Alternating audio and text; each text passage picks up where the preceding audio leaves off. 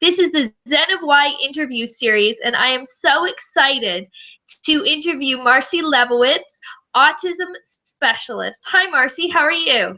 Hi, Lisa. I'm great. Thank you. So tell us a bit about yourself. So I have a pretty extraordinary line of work. I'm an occupational therapist by formal training and an autism specialist probably by divine design. I think that's how we'll say it. So my specialty are people with autism that are considered low functioning. I use that in quotes, and I'll talk about that in a few minutes. So low functioning nonverbal. And those guys that are really aggressive, they're, on the extreme, on the aggression continuum. And one of the things that I have discovered is that these kids can be extraordinarily functional if we understand what's going on with their system and how to calm them. So my life has really taken some extraordinary and serendipitous turns over the past couple of years that has guided me in the direction of being a specialist in this area. And of course, we teach what we need the most, right? And though I don't have autism personally, I was extraordinarily sensitive, exquisitely sensitive. I'm 49, so I was born in 65 when nobody knew what to do with highly sensitive people with, particularly volatile systems. So I went on this journey to try to figure out for myself how to calm myself, how to feel good in a world that's pretty intense and not always friendly to people that are sensitive. And what happened to me over the past decade is that I was guided into the autism world and realized that as I was helping these kids, I was helping myself. So it's a pretty amazing journey. That's fantastic. And I had interviewed you a while ago, and so from then till now, you have made some changes and life has changed. What is new now? So we actually did the interview Thanksgiving Day 2014 here in the United States. And it's pretty amazing to me because I think it's only 5 months. We're in April now. Yeah. So it's not that long. And what has happened for me, Lisa, is I've gotten really, really focused in my work. And it's interesting because not only is my focus coming through, but I'm seeing that legislation here in the United States is pretty congruent with my focus. And I'll talk about that in a minute. So one of the things that began to happen to me in 2015, the beginning of 2015, is I was working with and talking with a lot of people who said to me, oh, you've given me the best explanations of autism that I've ever heard. They're like, finally now their behavior makes sense. Now their reactions make sense.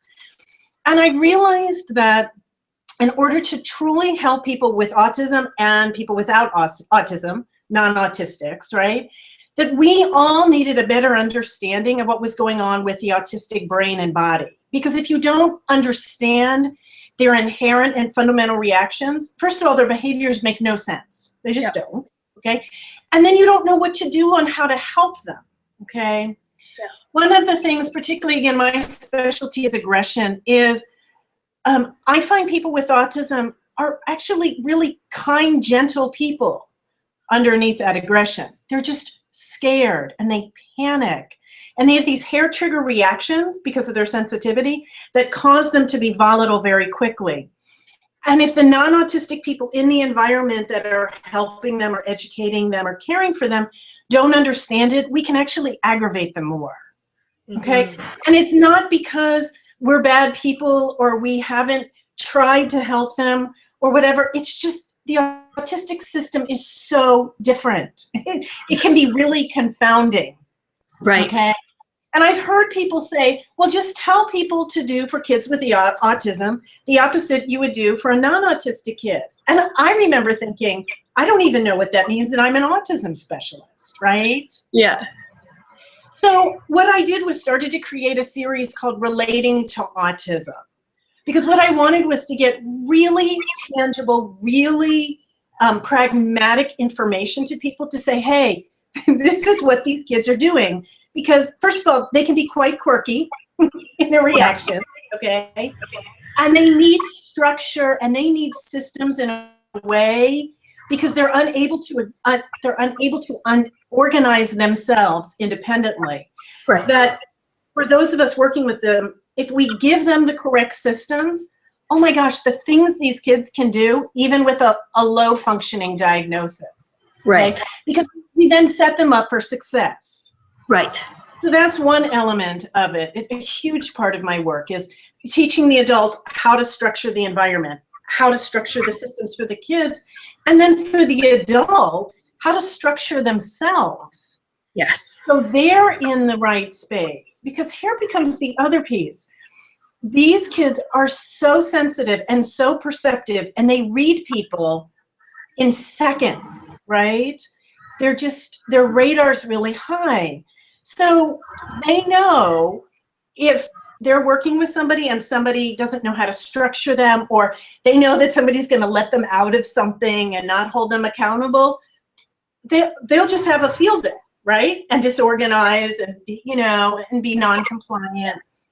Whereas when the adults know how to be solid in themselves and calm themselves and breathe and hold on, because let me tell you, these kids, let's see, how do I even say this? They can be in a place where they just want to do their own thing, like all children, but let's put it on steroids, right? Yeah. So the person working with them has to have this incredible kind of sense of integrity of both that they believe in the child, they believe the child can do this, and that despite the child sounding like they're being tortured, okay, and like somebody's killing them, that the adult will hold them accountable. So right. It's a trip to work with them. And right. part of my design, Lisa, is I'm quite unflappable now. I didn't used to be. And so what happens, these kids can scream bloody murder, they can do this, but I'm also very clear that I'm not going to let them be unsafe. This is a huge issue, is safety, right? And helping the adults distinguish, is the child just having a tantrum, right? They're melting down because maybe, or they're having a tantrum, excuse me, they don't want to do it, they might not understand what's going on, they're tired, right. They're just resistant, okay? Or are they literally in a meltdown, which is sensory overload? And it's different, okay? The indicators are different, and adults can learn how to read this. This is what I do all the time, and I teach people, okay? Yeah. This is like the micro subtlety and nuance that most people don't understand about autism, so then they don't know how to handle the kids, okay? Right. So we have these differences, and then people say, I can't tell, is it a sensory reaction or is it a behavior? So the other part of my work helps these adults go, oh, this is sensory, oh, this is behavior. And how do you work with that? So first of all, in the household or the educational setting or the medical system, not everybody's falling apart all day long, right? Because it's intense. And the adult is in a position of authority, but respectfully, right? Right. They're incredibly strong-willed. I always talk about how I have to out-stubborn them. So for my personality, it's perfect because I'm pretty intense myself. But how do you do that and still enjoy the child? I mean, they're children, they're kids, they're adolescents, right? And how do we move back and forth between giving them firm boundaries and enjoying life, which is no different if the child's autistic or non-autistic, right? That's right. It's just the parameters are a bit heightened because of the need for structure.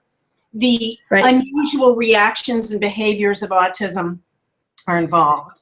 You know, another really important part of my work is something called the sensory overload system, or SOS. And what this is really remarkable. In 2013, I was actually given this system by a student I worked with, autism, 10-year-old, nonverbal, low functioning, right?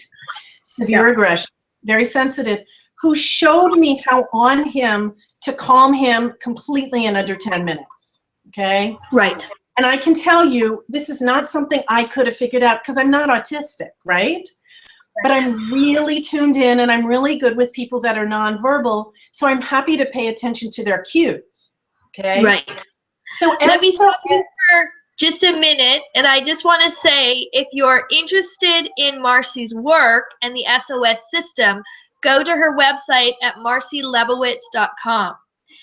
Now, I wanted to ask you, Marci, how do you help people find calm in their homes who have severely aggressive autistic children?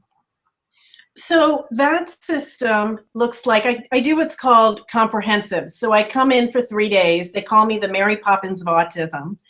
And I literally help these families restructure, reorganize, and understand the principles of relating to autism, understanding meltdowns and tantrums, understanding sensory behavior, and understanding SOS.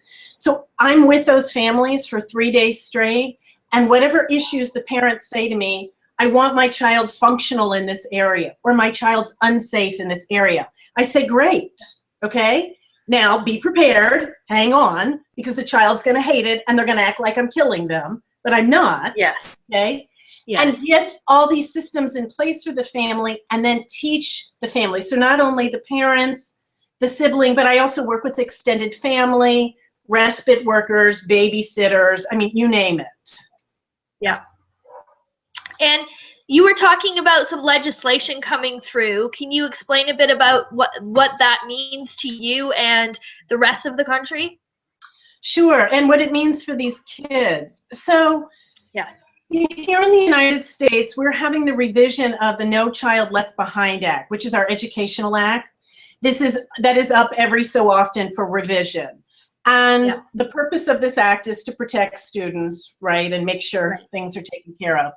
What's happening now is Senator Chris Murphy from Connecticut getting the act amended and has support for it. So there's going to be no more restraints and seclusions for children with disabilities in our schools.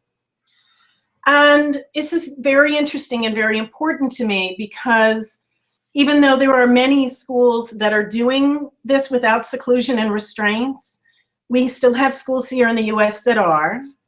Okay. And I also have a system that can even go beyond what we're doing now in these schools to, for when children are a danger to themselves or others, we have what's called physical management. So they're literally stopping the kids, okay, in nonviolent ways. The challenge I saw when I worked in the most restrictive academic environments in Illinois is that they didn't calm the children with autism. They didn't organize them, and they'd be in multiple physical managements throughout the day, okay? Right. The system that I was given, SOS, was been used to replace this, okay? Right. So what happens is the kid is calm, he's organized, he's breathing, he's relaxed.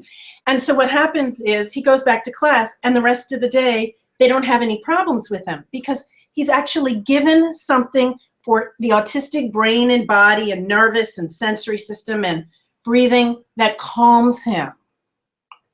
Right. And how, in general, like in a general approximation, how long does it take to calm down a child who is in meltdown with your SOS system? With SOS, I think my average time, I've had people time it, is probably about 7 minutes to have them. I mean, I'm talking about kids who put their heads through the wall, right? And break people's bones and put dents in refrigerators. And so 7 minutes, probably about an average. And it's not only done by me, but it's done by parents. It's done by educators. It's done by aides. It's done by therapists. Right. And so you can go into a place and you can teach people these techniques so that people in the classrooms, in institutions, in homes can help these children organize themselves, which in turn brings peace and calm back to wherever they are. Absolutely, because frequently with meltdowns, what we see is we're either restraining them in some fashion because these kids are dangerous, okay? They're genuinely dangerous.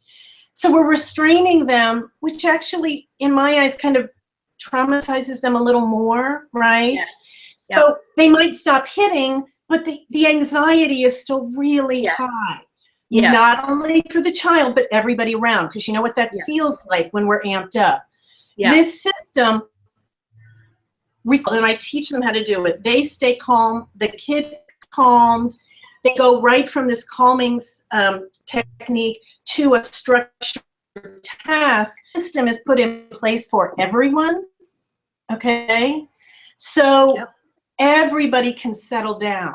Does that make sense? Right. That makes total sense. So where do you see your work moving forward from here? So I really see it going out on a very, very large scale into, academic settings, particularly with the revision of the No Child Left Behind, because it will require us as academic institutions to have evidence-based systems in place, right? Lots of training for staff, lots of support. And my system doesn't just teach the technique, but it teaches what is sensory overload. What do we do as the adults that may be aggravating? How can we take care of ourselves? So it's very comprehensive, right? Right. Yeah. The next element, getting this into homes. I mean, I read articles or I meet people or I hear stories or get connected with people where, sometimes they're having to lock these kids up because they're Right. so dangerous. And there's a lot of homes have more than one autistic child. And these guys Right. are hugely, I work with guys that are like 6'5" and big hulking. Huge, okay? And so to be able to offer the world an understanding, okay, that Yes. they're not dangerous like what we would say as criminals. Their systems are highly volatile and reactive. And to bring this into medical facilities, because we have a lot of issues. Like kids have to go to the hospital. They have to get an MRI. They have to get dental work. We're having huge issues on how do we just do basic life care, okay? Emergency room situations, okay? And so SOS is a crisis management technique, but also works in how do we just be calm every day, okay? Right. What can go on in environments? Doesn't matter what environment. It can be an emergency room, right? It can be a police station because these kids get arrested too, okay? Yeah. Then what do we do? Okay. Right. Right? Right. So systems for more mainstream environments, because, right now our statistic is 1 in 68 children, right? That's a lot of kids. That's a lot of kids. And that's a lot of, to bring understanding to the general population about what is going on in the autistic mind is very important, because then you have the compassion and then the understanding of what these kids are thinking and feeling. And then with your systems, you can help the people learn how to organize these kids and bring calm very quickly. Very quickly. Yeah. It's a real treasure. And then everyone functions better. Right. Everyone functions better in society when this happens. Right. Can you say the congressman's name again? Because it cut out when you were talking. So the congressman in the Senate is Senator Chris Murphy from Connecticut. Okay. There was legislation also put into the House of Representatives in February by Congressman Don Beyer from Virginia. Okay, so now we have legislation both in the Senate, right, and the House. Yep. Okay, which is very amazing. It is very amazing, and it shows that times are changing and people want understanding and they want a new way of doing things. So what do you specifically offer through your company? So a couple different things. So I do a great deal of training and consulting for families, for academic environments, for medical people, okay, to understand the autistic mind and body, how to structure them, okay? Yep. And if people have the aggressive side of things, okay, how to manage this and work with this, okay? Yes. And really helping people in all of these spheres in the public understand what are the underlying reasons and causes for the challenging reactions and behaviors. So we change how we work with it, okay? Yep. Instead of punishing people, okay? Yes. Because we don't understand, okay? That's right. Yeah. So my services are very, very supportive of that. All of my programs work with that. My books, just helping people all over understand how to relate to people with autism. And do you only work in the United States or do you work internationally? I work internationally, so my work, I either work with people by Skype, so, over the computer, or travel and go overseas. I'm very fluid. And the beautiful thing about autism, I find, is autism's essentially the same pretty much everywhere we go, right? Right. Culture may be a little different, so when I go into environments where the culture is different, I make sure I'm very respectful of that. But the need and the way we organize the autistic mind is the same in the US as it is in Singapore, as it is in Zambia. Right. Okay, perfect. Well, I wanted to thank you so much for being on the call today and being interviewed by the Zen of Why interview series. And if you are interested in contacting Marci, it's marcilebowitz.com, and you'll be able to get all of her contact information on the website. Thank you again so much, Marci. It was so nice to speak with you again, and I so look forward to seeing this going mainstream so that people can find peace and calm in their homes and in their communities and in the institutions, and these children can be seen for the beautiful individuals that they are, because everybody can be, when everybody is calm, parents and children and caregivers, so much more beauty and love can be seen from everybody. Absolutely. And I wanted to say, if you're interested in being interviewed by the Zen of Why, myself, please go to my website at zenofwhy.com, zenofwhy.com, and go to the Contact Lisa page, and we can set up a time. Thank you so much for watching today, and I hope you have a fabulous day.